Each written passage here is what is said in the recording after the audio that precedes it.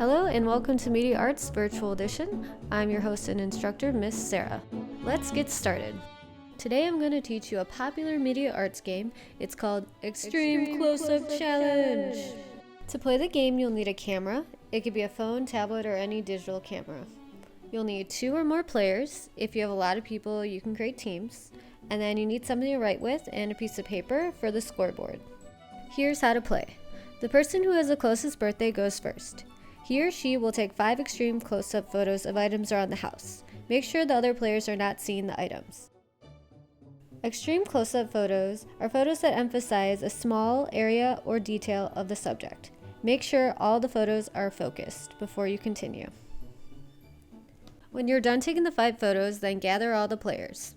Then everybody has a chance to guess what the items are. You can give them clues if you want. Every correct answer earns 2 points. If no one guesses the correct answer, the person who took the photo earns 4 points. Keep track of the points on a piece of paper, like this. Repeat this with all the players. Make sure everybody gets a chance to take photos. The person with the most points at the end wins. You can create a trophy or give the winner a fun prize. Check out these extreme close-up photos. Can you guess what the items are?